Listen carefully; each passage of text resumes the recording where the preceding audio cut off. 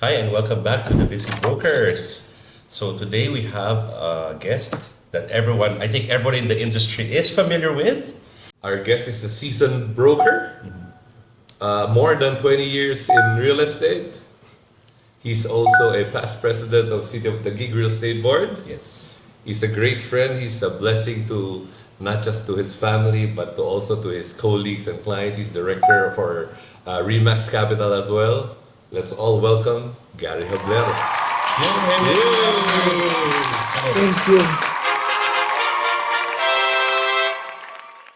Well, first of all, I thank you for inviting me in your show. Congratulations.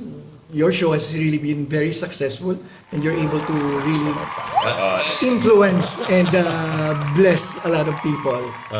Thank you for the very kind and encouraging introduction. Yo. Thank you, Siyempre, Anton. galing Thank kay you. Geraldine.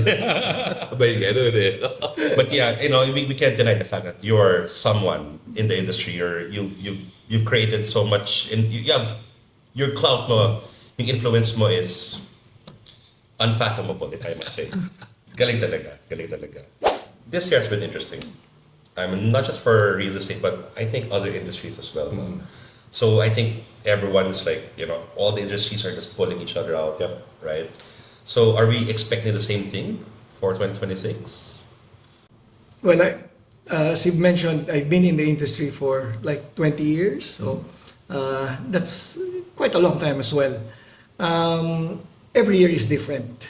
Yes. But of course, the market keeps changing, and if I just look at this year and the past, it has been quite challenging, I think, generally speaking. But at the end of the day, I think it's really about perspective for me. Because while there are markets na medyo mahirap, challenging, but we will be surprised that there are select brokers that are thriving. Yes. Diba? So for me, it really depends where you are really focusing on, or it depends on the market that you're serving. So it's really a matter of perspective. For the investors, property buyers, anong magandang diskarte for 2026? What's a good strategy? What a good strategy. Yeah. Yes. So, kasi, di ba? I mean, coming from a hard 2025. Okay. For an investor, perhaps, I think when we look at the property reviews, market reviews, I think it's a fact. It's given that the condo market, where we are really concentrating, it was really hit so hard. A lot of inventory. That's why the trend, looking at actually pandemic, after a few years, the market went out of that type of property. So the development has been going to the south and even to Yes. Visayas, Mindanao. So the key cities have been enjoying that growth.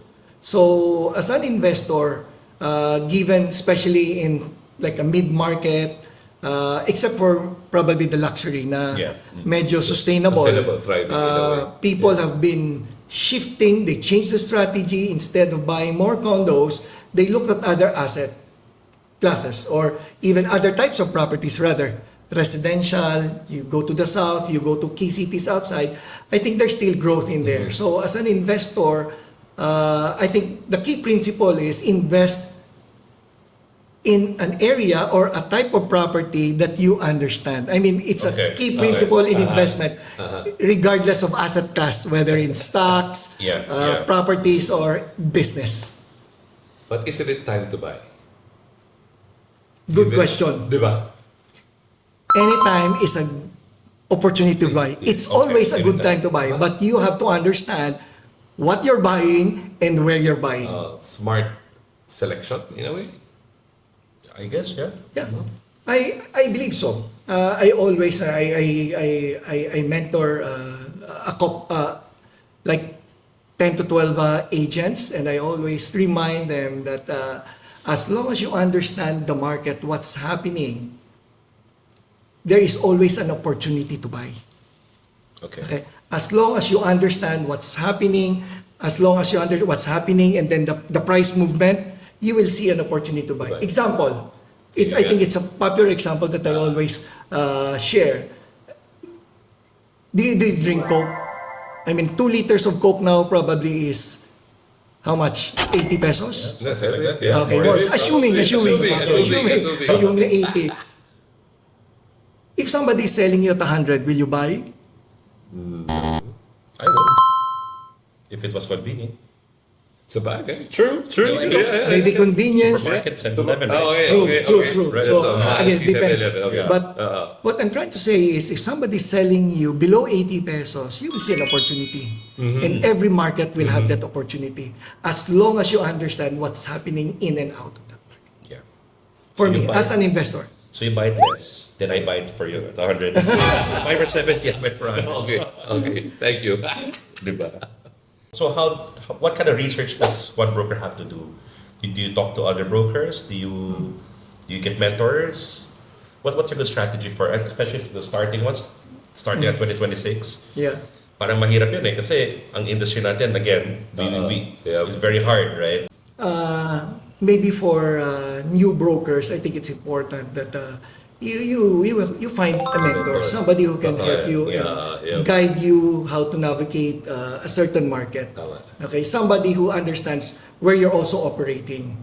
Data, market data, I think it's very important. It's just really unfortunate that unlike in advanced countries like the US, the Data still practice is doesn't come. kind of matured, and they have that data. They have Yes. a professional MLS that at any given time, when you look at the internet, you'll be able to find that data. You see comparables, and it's very hard for brokers to advise clients if they don't know what's happening in the market, especially what's the recent closing or what has been the trend. So I think a broker, it's very basic, aside from knowing your clientele, for you to be able to successfully help your clients is to understand pricing, valuation.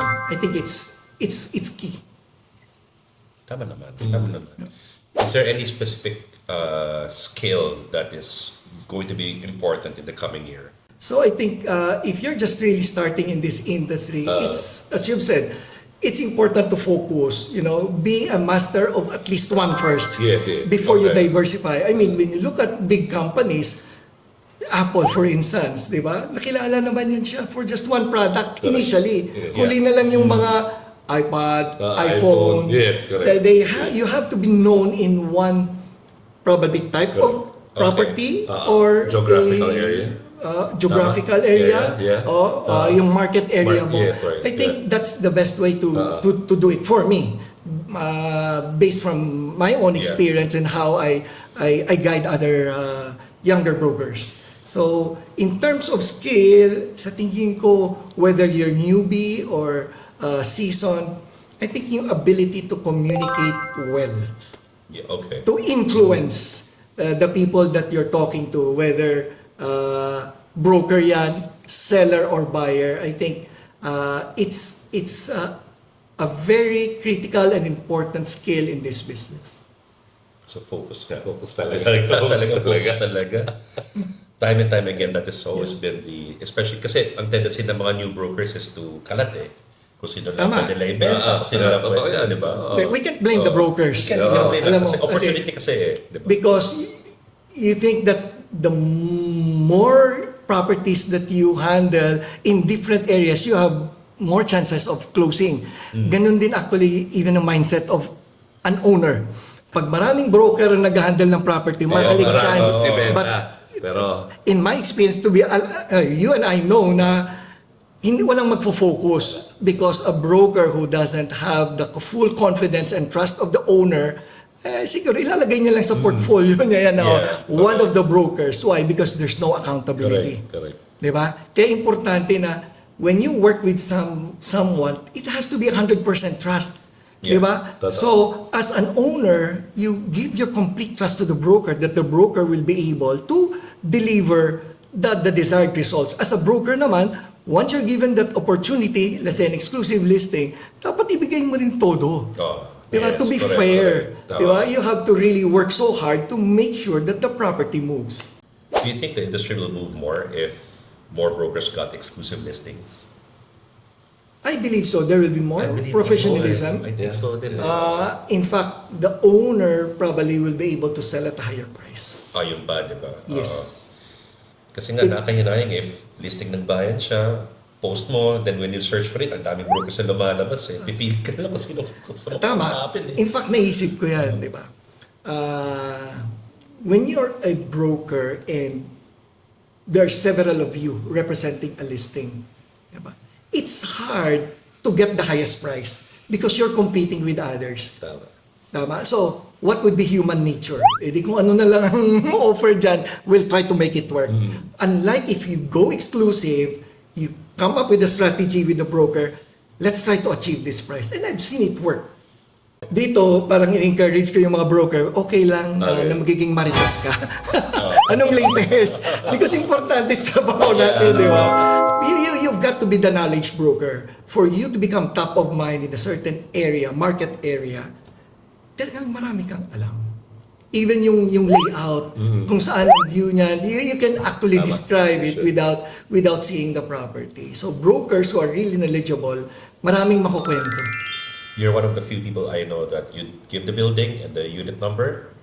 Alam mo na agad yung layout, alam mo na agad yung area. Siguro dahil paulit-ulit, di ba? Paulit-ulit. Because I believe in the principle that repetition is really the mother of skill. And it leads to mastery. Tama. Di ba? So yeah, so it still all boils down to focus. And then that branches out to so many things that you can use to help, to help yourself sell more properties or advise your buyers. Yes. You'll be in the best position really to help. Yeah. Whether seller yan or buyer. Tama. Earlier you asked me about perspective. So, I think generally life is really about perspective, di ba? I mean, things happen. You and I are not able to control our circumstances. I mean, we all are given 24 hours. We are under the same government. Kung anong nangyayari ngayon, it happens to everyone. But come to think of it, the outcome or output of any broker, di ba? Makikita mo different. Some may experience good years or bad years. Di ba? Yes, So, yes. for me, at the end of the day, check your perspective because it really determines the outcome Outlook, of your yes. either business or profession or Tama. career. Yep. So, control, focus on what you can control, and that's yourself. Because I believe that if you will change, everything will change for you. Very good. Yeah. Now we'll come to the exciting part ng show natin. Lakers or Celtics? Wow. Lakers, alam mo yun. Oh, next. Ako na ikaw nawala. Medyo curveball yung House and lots or condos? From my perspective, condos. Okay. Would you allow me to explain? Oh, sige. Short. Short. Income generating. Okay. Okay. For personal use, buy or lease? Buy. Okay. Interesting. That's a topic for another time. 1 month holiday in the US or a brand new LC? Land Land Cruiser. Yeah. Mahirap yun ah. Parang maganda. Yeah. The vacation.